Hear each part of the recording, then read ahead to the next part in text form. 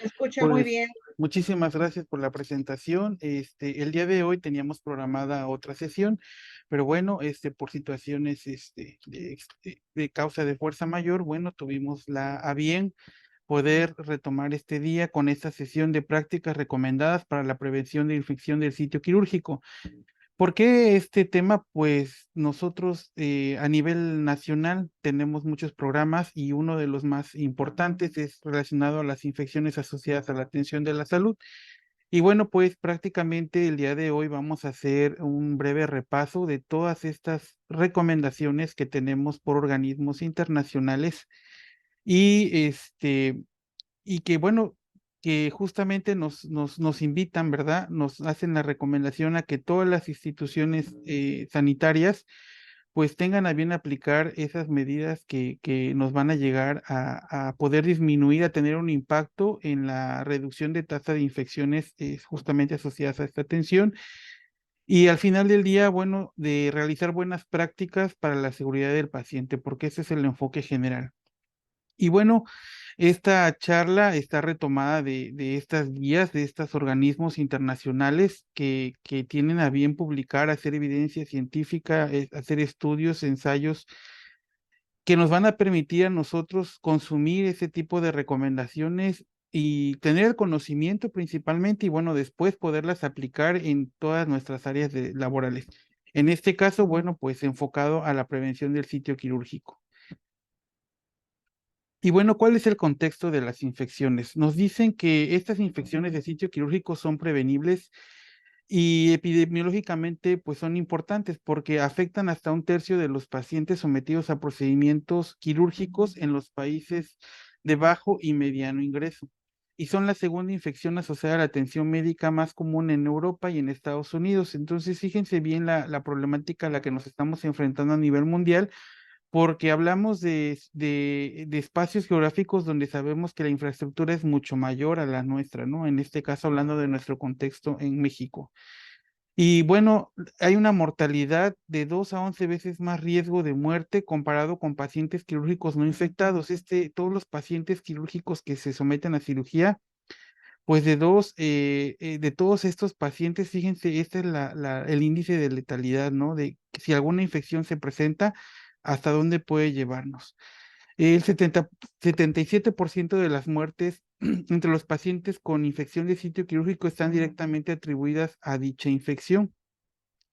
Sabemos que los pacientes, entre más larga sea su estancia hospitalaria, pues es mayor el riesgo de adquirir una infección hospitalaria.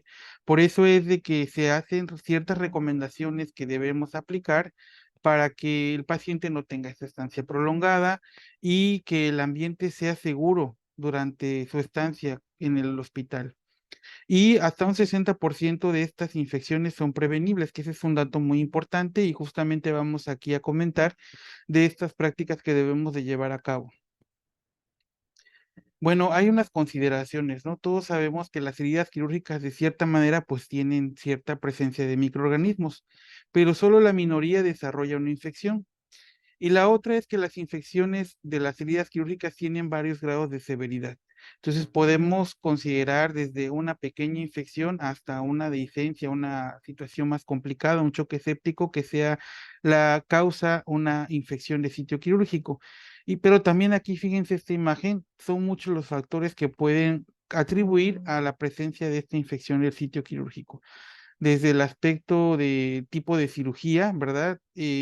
Las medidas de seguridad que aplicamos, tanto de limpieza del personal, la técnica séptica y el uso adecuado de antibióticos. Eso también tiene mucho que ver en ese sentido.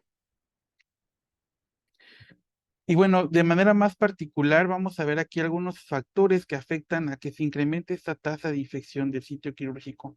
Y bueno, pues se dividen en estos cuatro grupos. A grandes rasgos vamos a comentar que los factores del huésped, pues se considera la edad, la obesidad mórbida, la malnutrición. Ya habíamos comentado la estancia preoperatoria prolongada, esto es decir, antes de que sea el evento quirúrgico, que el paciente también tenga infección en otros sitios distales al sitio donde va a hacer el procedimiento, la inmunosupresión, el que tenga una valoración preanestésica con una puntuación ASA de gravedad. También que tenga, dependiendo la gravedad de la enfermedad, las condiciones que tenga el paciente, pues bueno, esto va a también a ser un factor de riesgo para presentar estas infecciones. Y o que este paciente ya haya tenido una cirugía previa, que ese es el mayor, y donde hay un poco mayor de índice a cuando son cirugías de primera vez. En cuanto a la flora endógena o factor microbiano, bueno, pues esto va a ser del transporte de estos microorganismos en la piel del paciente por todas las medidas que sabemos que debemos de aplicar, ¿no? El lavado de manos, el aseo de la ropa, el demás, el baño del paciente, entre otros. O en zona nasal, porque hay pacientes que son para ciertos procedimientos quirúrgicos y también hay que considerar de que este factor de riesgo del Staphylococcus aureus para algunos procedimientos como son en cardiocirugía o cirugía torácica.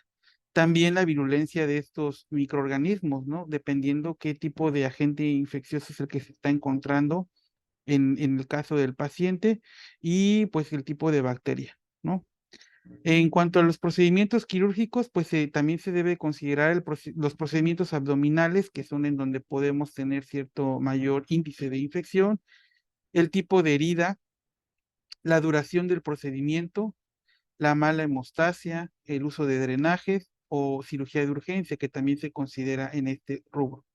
Y otros factores del equipo quirúrgico y prácticas hospitalarias, pues están el afeitado con rastrillo, la contaminación intraoperatoria, el periodo de selección y duración de los antibióticos profilácticos, eso también es muy importante. La limpieza preoperatoria con clorexidina, detección preoperatoria de microorganismos resistentes y la descolonización cuando ya los estamos identificando presentes en el paciente. La habilidad del cirujano también es un factor muy importante y la carga quirúrgica por sala. A veces tenemos muchos procedimientos programados en el quirófano y pues justamente por esta carga de trabajo, pues a veces todo lo hacemos de manera más rápida y obviamos quizás algunos aspectos que son importantes en este caso, enfocándonos mucho a lo que tiene que ver con la limpieza. Y bueno, aquí hay algo muy importante que el Comité Asesor sobre Prácticas de Control de Infecciones en la Atención Sanitaria generó una guía, ¿verdad? Analizó ciertos aspectos y bueno, aquí lo que nos debemos nosotros de observar es el nivel de evidencia científica que existe sobre estas recomendaciones. Y aquí nos dice que hay una cierta categoría que está basada en la escala de Gray para el nivel de evidencia científica de cada recomendación que ellos han elaborado y bueno, dependiendo de este nivel es el peso que tiene, ¿no? La evidencia que se ha encontrado al respecto de este criterio que deberíamos cumplir para la disminución de estas situaciones de infecciones de sitio quirúrgico. Y bueno, dentro de estas recomendaciones hablan de la profilaxis antimicrobiana parenteral y aquí nos dice que se debe administrar el agente antimicrobiano preoperatoriamente solo cuando esté indicado. Obviamente esto va a estar basado en guías clínicas de práctica que estén ya publicadas y con el tiempo suficiente para que la concentración bactericida del agente haya alcanzado el nivel en suero y tejidos al momento de la incisión. Entonces, este es un análisis que debe de llevarse a cabo de manera pues muy juiciosa por la parte médica cuando nos indican la profilaxis antibiótica.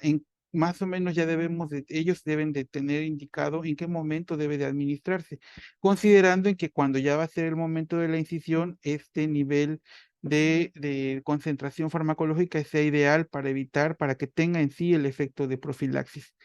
Administrar el agente antimicrobiano profiláctico parenteral apropiado antes de la incisión de la piel en todas las cirugías de cesárea.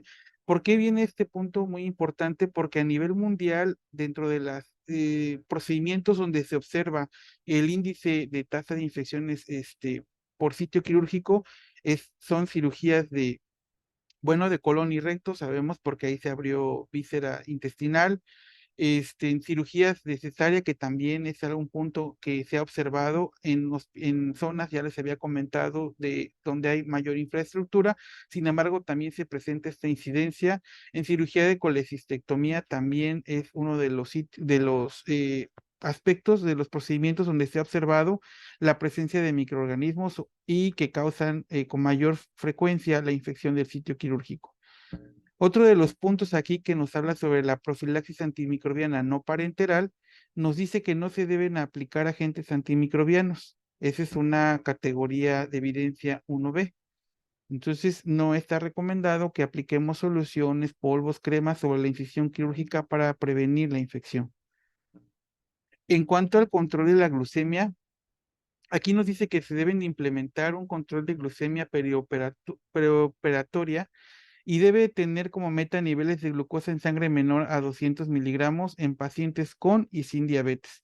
Entonces, ese es un aspecto muy importante que en todos los pacientes debemos de monitorear esta situación, principalmente en aquellos procedimientos donde son de mayor invasión, de mayor tiempo quirúrgico o de la gravedad del paciente. Entonces, son aspectos que sí debemos de considerar porque dentro de nuestros paquetes de acciones de prevención que manejamos en México es uno de los criterios que se evalúan y seguramente muchas de nuestras instituciones no tenemos esos controles. Entonces, para eso es esta plática, ¿no? Para ir como tocando ciertos aspectos que son muy importantes y que hay evidencia científica que nos dice que el tener este control nos va a ayudar a disminuir esa tasa.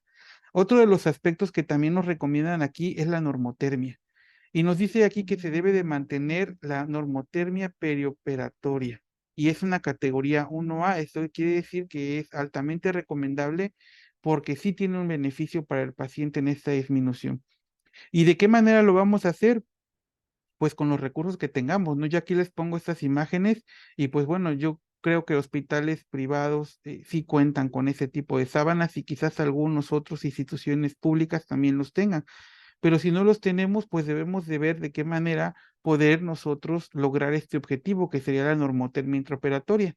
Pues nosotros tenemos sábanas, entonces tendríamos que ver de qué manera en todos los pacientes, no solamente en el neonato, porque por lo regular siempre cuidamos este aspecto en el paciente pediátrico o neonatal, pero la recomendación es en general.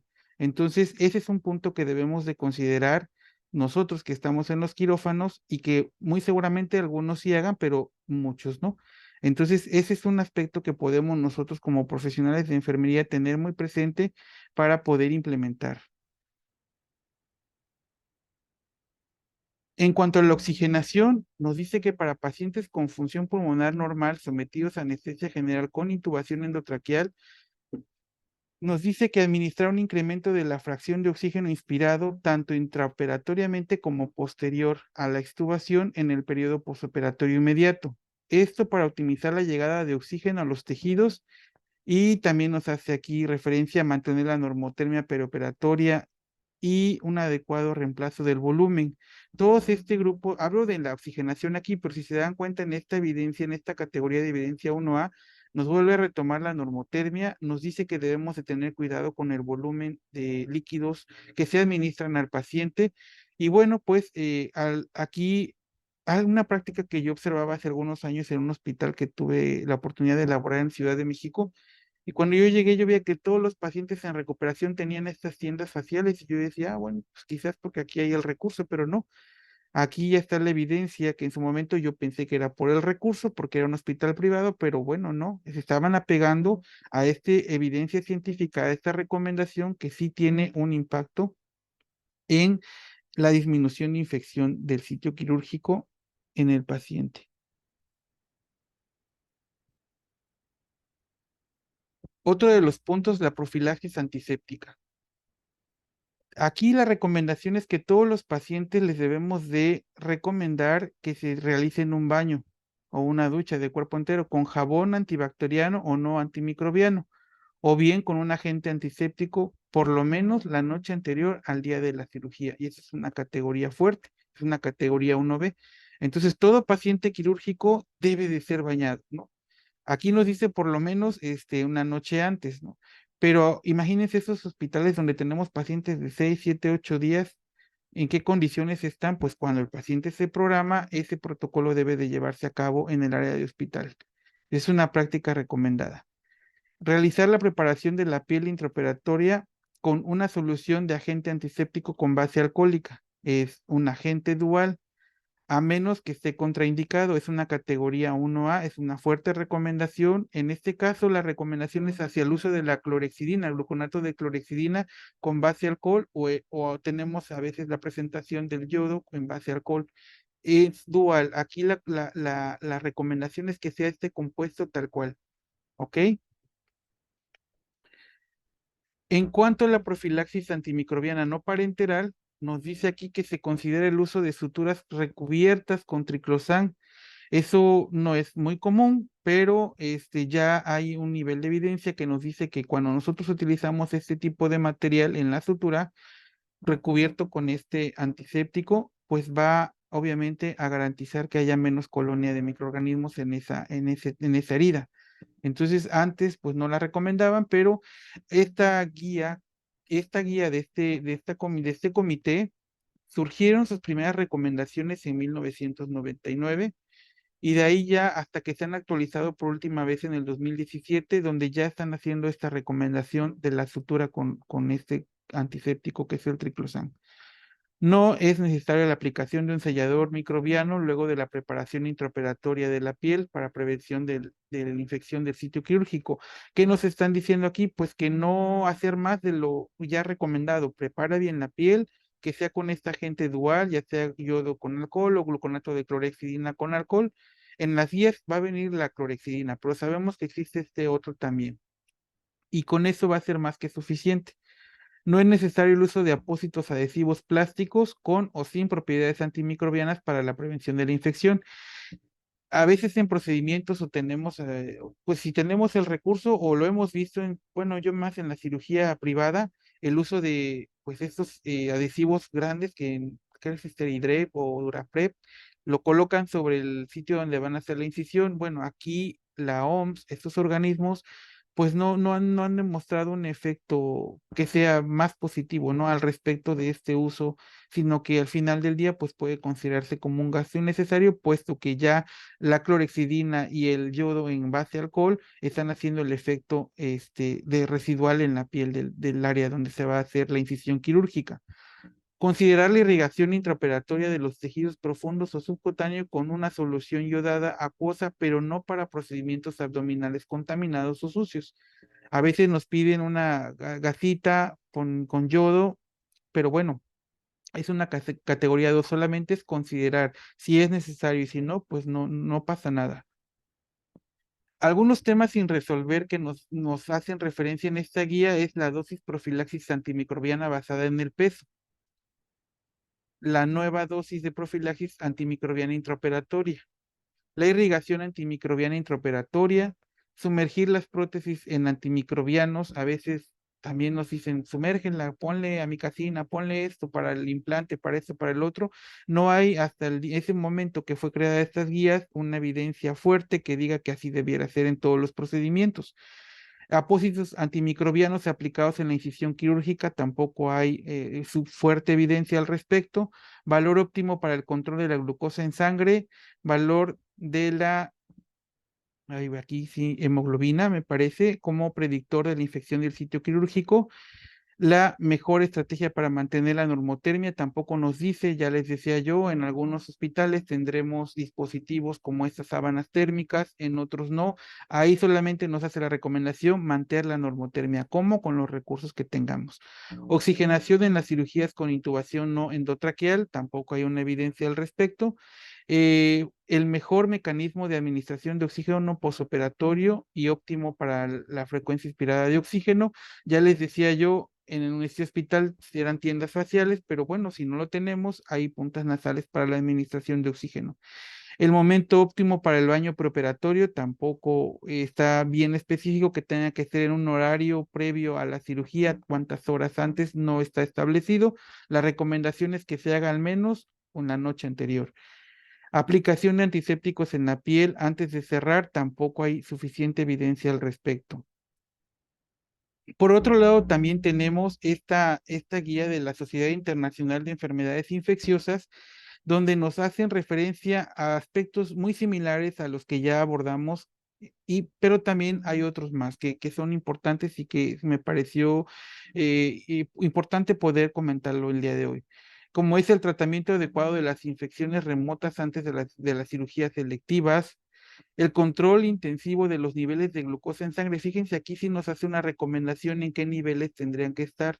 Y aquí debería ser menor a 200 miligramos o incluso menor a 180, perdón, aquí fue un error de dedo, en pacientes diabéticos o no diabéticos. Ese sería el estándar para tener este aspecto controlado. La oxigenación posterior, si es posible, de 2 a 6 horas. Aquí sí nos dicen en qué tiempo, al menos posterior al evento quirúrgico, debería estar con oxigenación el paciente, y la descolonización de portadores nasales conocidos por Staphylococcus aureus, especialmente en cirugías de ortopedia y cardiocirugía, como les había comentado. Dentro de esta guía también nos hace recomendación, y también la otra lo hace mención, sin embargo lo plasmé en esta, que no se recomienda la eliminación del vello en el sitio quirúrgico. Solo cuando se considere absolutamente necesario, debe hacerse con una afeitadora eléctrica, preferentemente antes de la cirugía y fuera del quirófano. Entonces aquí la práctica es no usar rastrillos. Debemos de utilizar un dispositivo como esos que tenemos aquí, este ejemplo, que van a garantizar que no haya lesión de la piel. Se sugiere el uso de campos quirúrgicos desechables, evitar irrigar la incisión con antibióticos antes del cierre, así como el uso de apósitos avanzados.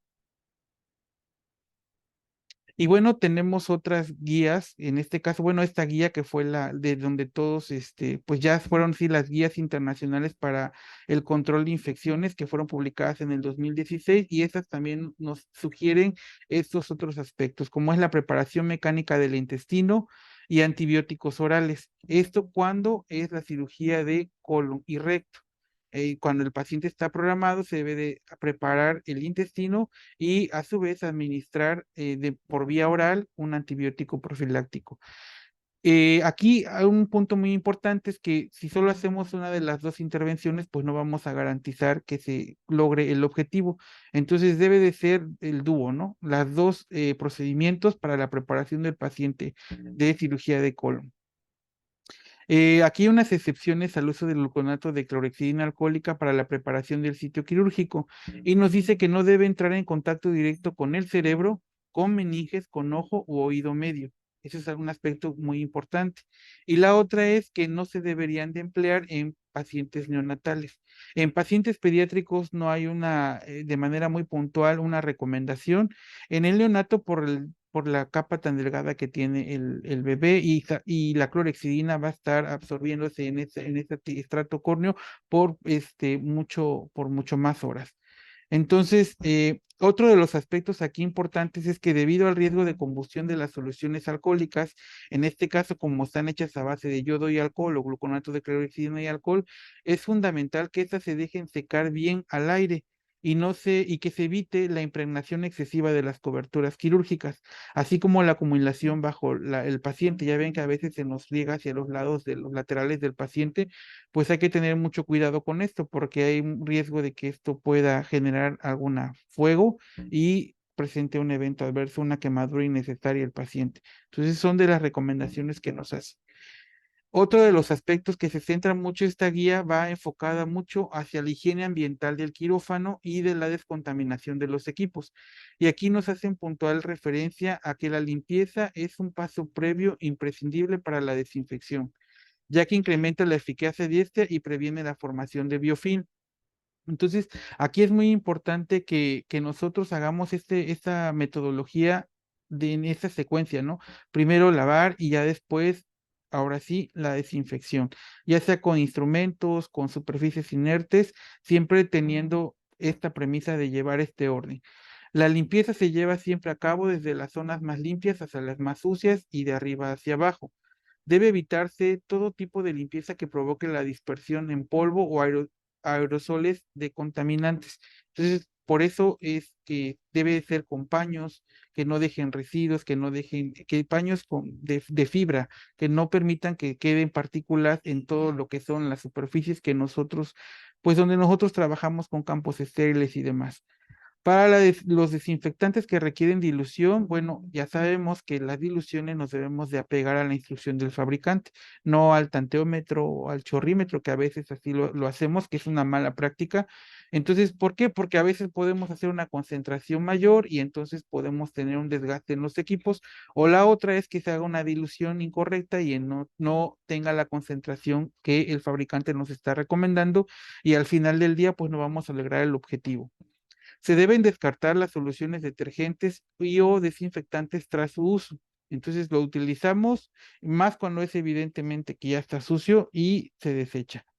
No es precisa la monitorización bacteriológica de la eficacia de la higiene ambiental, salvo por razones formativas o para determinar el foco de un brote. Entonces, no es ya como un patrón que antes teníamos que tomarle muestras de algunas áreas del quirófano, ya no es esto tan recomendado, no solo como lo dice aquí, cuando necesitamos saber algo o porque tenemos ya un brote que se está presentando en el hospital y necesitamos saber qué tan contaminadas están esas zonas de trabajo en donde nosotros nos encontramos.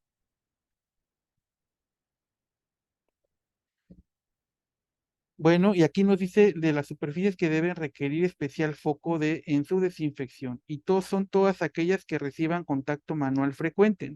Nosotros ya sabemos dónde es los equipos, los mobiliario que mayor ocupamos en los procedimientos quirúrgicos, pues sobre esos debo de prestar mayor atención en su limpieza. Y las otras son aquellas áreas que están muy bueno, contaminadas con presencia de fluidos o sangre. Estas deben ser tratadas inmediatamente, ¿no? Se salpicó de algo, bueno, voy y lo limpio inmediatamente. La limpieza y desinfección debe realizarse con guantes adecuados y solo a veces pueden ser deseables, bueno, el uso de delantal o equipo de protección personal que tenga que usarse, como son las mascarillas, batas en específico. Realmente aquí lo que se recomienda es la limpieza con el uso de detergentes, con desinfectantes, normal, salvo que sea un caso muy particular, es cuando se va a implementar todo el equipo de protección personal. Nosotros sabemos que para el manejo de desinfectantes, para el manejo de detergentes, si vamos a estar haciendo desinfección, que ya no es lo recomendable, pero bueno, todavía sí se aplica en algunas instituciones, pues debemos de tener este equipo para evitar derrames y salpicaduras. Pero en general, para una limpieza normal de un quirófano, salvo que tenga ciertas características y especificaciones, es como se aplicará esta medida. Al final del día se debe precisar que se haga una limpieza total y profunda, pero no necesariamente se debe desinfectar o fumigar, ¿no? Tras cada intervención quirúrgica. Y tampoco, aunque la cirugía sea contaminada, la última sesión que tuvimos nos hablaban de justamente de esto, ¿no? De las salas con alta biocarga y lo que es recomendable es la contención, ¿no? Para tratar de, entre menos nosotros andemos tocando y llevando los fluidos o material contaminado por zonas donde no tuvieran que estar, esa es una medida de seguridad. Y bueno, en recomendaciones generales, fíjense, aquí ya hablamos de manera más particular de aspectos en los que sí nosotros tenemos mucho que poder, pues, observar o de aplicar o de hacer correcciones. Y bueno, el lavado de manos. Nos dice que es recomendable que sea con un detergente que tenga gluconato de clorexidina. Eso sería lo ideal que sea, o en su caso, que sea un desinfectante con base alcohol, ¿no? Como ahora ya hay algunos, voy a decir esta marca, ¿no? El Lavagar, por ejemplo, que ya podemos ocuparlo para hacer el procedimiento de lavado. Ya no está recomendado el uso de cepillos, la recomendación es el lavado por fricción, siguiendo los 3 tiempos de lavado quirúrgico y la recomendación de las uñas cortas y sin esmalte, que eso ya es un problema de verdad muy, muy, muy frecuente en las áreas de los hospitales. Observamos que esta medida muchos no la toman en cuenta, sin embargo, siguen las guías, siguen las recomendaciones para disminuir ese tipo de infecciones. Y fíjense también aquí nos habla de las habilidades del cirujano. El cirujano debe de tener este criterio de remover el tejido desvitalizado, no dejar ahí algún tejido que en algún momento pueda generar que se haga licencia de la herida. Mantener efectiva hemostasia. El manejo delicado de los tejidos, eso también es importante. Entre menos manipuleo, menos inflamación y menos todo lo que conlleva esto. Erradicar espacios muertos. Aquí también es bien importante que cuando ya se empiece el evento quirúrgico, no haya tantos distractores, que tengamos todos los insumos. ¿Para qué? Para que entre menos tiempos perdidos tengamos en el evento, pues menos el paciente está expuesto a este riesgo. Evitar entrar inadvertidamente en vísceras, eso pues es en región abdominal, donde el paciente, bueno, pues nosotros sabemos y ya aquí nos está diciendo que el intestino, pues ya sabemos todos que tiene mucha flora, pues una vez que se rompe, pues el riesgo de la infección está. Entonces ese es un punto importante y el uso de drenajes cerrados. Entonces cuando yo veo esto, y entonces veo que a veces todavía, y por los recursos que tenemos, seguimos manejando drenajes como el Penrose, que es muy común en los hospitales, pues ya no se debería de recomendar este tipo de drenajes. El uso, en cuanto al atuendo quirúrgico, aquí nos dice que el uso de barreras es prudente para minimizar la exposición del paciente. Acuérdense que nosotros estamos descamando células todo el tiempo, entonces por eso es importante y las recomendaciones a que el equipo sea idealmente, pues usamos cubrebocas desechable, pero que también el gorro fuera desechable y hay ciertas recomendaciones para el uso del uniforme dentro de estas áreas y que nosotros las conocemos muy bien. Las mascarillas deben de estar bien colocadas, el cubrebocas se hace referencia a esto, el gorro desechable, como les comentaba acá, la práctica es que fuera desechable. En algunos lados observamos que, bueno, el personal tiene sus gorros de tela, sin embargo, dentro de estas guías nos dice que aunque fuera un gorro de tela, arriba tuviera la necesidad de ser un gorro desechable o en su defecto tener una política de uso adecuado del uniforme y donde se esté monitoreando realmente que el cambio de este tipo de gorros de tela, en este caso, el de estambre ya fuera, porque eso no garantiza, si hablamos de tela, pues de tela que cubra todo el cabello debería de estarse monitoreando que se cambiara pues diario este gorro, pero eso debería estar establecido en una política. Eh, Sin embargo, la Organización de Enfermeras Perioperatorias en sus publicaciones hace la recomendación y es un organismo internacional que sea gorro desechable que tengamos que usar. Y en cuanto a los zapatos, pues los zapatos deben de ser, bueno, nosotros en la práctica tenemos botas, ¿no? Que cubren el zapato, pero hay a nivel internacional el uso de zapatos que son dedicados para el área quirúrgica y que estos deben de tener cierto manejo, no como la práctica de que ya usamos unos Crocs y que pues, lo vemos como comodidad nuestra y no estamos dando el uso adecuado a ese tipo de calzado. Entonces, si cuando usamos un zapato exclusivo es porque va a ser únicamente para la unidad quirúrgica. De lo contrario es el cubrecalzado. Y bueno, aquí les comparto que un estudio mostró que los zapatos usados fuera, o sea, los zapatos clínicos usados en el hospital, pues el 98% tienen nivel de contaminación de coliformes y especies de bacilos contra los que solamente se utilizan en el quirófano con un 56% de presencia de estos microorganismos. Entonces, aún así sigue siendo una carga elevada, pero bueno, hay evidencia de que si solo los utilizas en ese ambiente donde hay mayor control de limpieza, donde hay mayor control de tránsito, aún así, cuando decimos que solo son de quirófano, hay presencia de microorganismos en ellos. Entonces, las medidas deben de ser muy específicas sobre el uso de calzado en el área quirúrgica.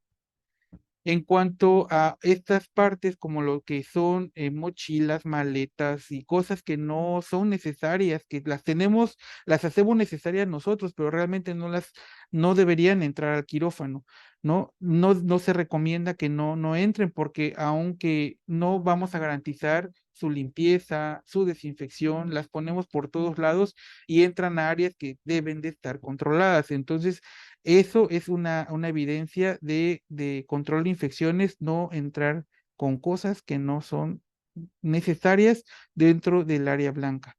¿Ok? Y bueno, pues aquí nos hace mención a que los objetos pueden contener patógenos y ser difíciles de limpiar o desinfectar adecuadamente. Entonces, pues está todo sustentado, compañeros. Entonces, más que nada es como, esta charla era así como, es breve, solo de recordar estos aspectos que son importantes y que no debemos dejar pasar por alto. En cuanto al tráfico, nos dice que pues solo el personal esencial, y eso lo sabemos. Y alrededor del campo estéril debe existir un perímetro de 30 centímetros como mínimo de margen para tratar de no, las corrientes, de no contaminar algún campo que no, que por algún descuido pudiéramos llegar por transitar y no tener esta consideración de al menos 30 centímetros estar yo retirado del campo estéril. Y el limitar estudiantes y observadores. Y aquí siempre se va a anteponer la seguridad del paciente, porque en muchos hospitales también somos hospitales escuelas, pero está bien, hay que enseñar, eso es algo importante, pero también hay que anteponer la integridad y la seguridad del paciente ante todo.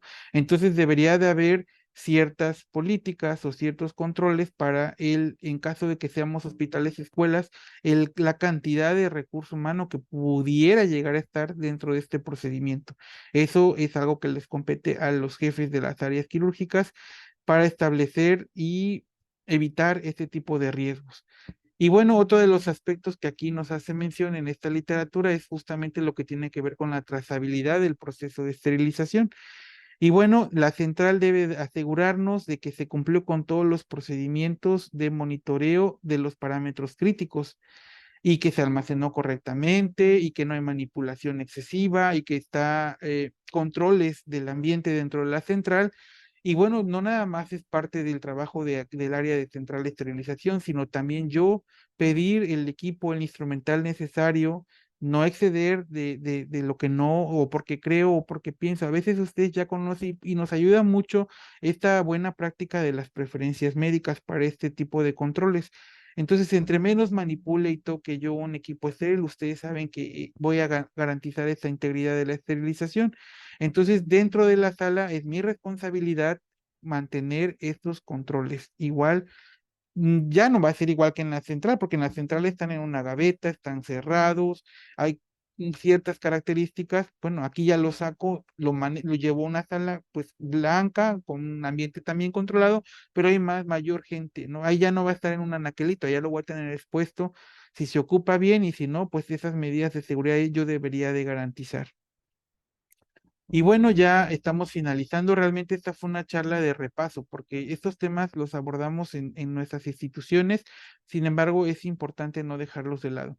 ¿Qué tenemos en México? Pues tenemos este manual para la implementación de los paquetes de acciones para prevenir y vigilar las infecciones asociadas a la atención de la salud. Y fíjense bien, dentro de las prácticas recomendadas nos dicen que al menos armemos mínimo 5 para decir que vamos a poder tener un impacto en la disminución de la tasa. ¿Y qué nos pide en México este manual? Voltear a ver la profilaxis antimicrobiana en tiempo y forma. Y aquí ya nos dice 60 minutos previo a la incisión, al menos, ya genera un estándar. La otra, en caso de requerir eliminación del vello o cabello, se debe de realizar con cortadora eléctrica o tijeras. Y aquí ya nos dice no rasurar. Otro punto que nos marcan nuestros protocolos nacionales es medir el nivel de glucosa en sangre. Y aquí ya nos dice que entre 110 a 180 miligramos en las primeras 24 horas del posoperatorio. La temperatura corporal se ha mantenido no menor a 35 grados de temperatura. Esos son de los aspectos que nosotros debemos garantizar. En quirófano, ¿qué nos toca? Pues el control de glicemia también nos toca. La temperatura nos toca. El rasurado, bueno, ese debe de venir de hospitalización y la profilaxis antibiótica de hospitalización. Entonces aquí al menos nos piden cuatro aspectos que nosotros debiéramos cumplir para lograr tener un impacto en la disminución de esta tasa de infecciones. Pero ustedes ya aquí vimos que son muchas. El aspecto nutricional, ya vimos todas las medidas de asepsia y antisepsia que debemos de apegarnos. Entonces es muy importante que nosotros no dejemos de lado todo esto y en la medida de las posibilidades, pues lo tratemos de llevar a cabo. Y bueno, como conclusión, pues la seguridad del paciente es asunto de todos. Aquí no podemos decir es que no, o sea, es importante involucrar a todos. Ustedes, personal médico, personal de limpieza, los jefes de áreas, todos tenemos que estar comprometidos en ese sentido y aportar desde nuestra área, desde nuestra trinchera, para que esto se lleve a cabo. El conocimiento nos da poder, compañeros. Entonces, a veces lo que pasa es que nos da miedo, ¿no? Decirle al médico que está haciendo algo no correcto o decirle a otro colega que no está haciendo un procedimiento de manera adecuada. Entonces, cuando nosotros tenemos este conocimiento, pues con ese conocimiento nos va a dar la seguridad de poder hacer las observaciones pertinentes para que se pueda apegar en ese sentido a este proceso a estas prácticas, más bien dicho, a estas recomendaciones que se puedan llevar a cabo en nuestros centros de trabajo. Y otro, nosotros debemos de tener conciencia quirúrgica. ¿Y en qué se basa esta conciencia? Pues en todo el aspecto ético, ¿no? Lo que es bueno, lo que es malo. Y aquí ya estamos diciendo, si me están diciendo que esa es la mejor práctica y que no lo digo yo, lo dice la evidencia científica, porque ya hay publicaciones que están demostrando que es lo correcto, pues ahí está el respaldo.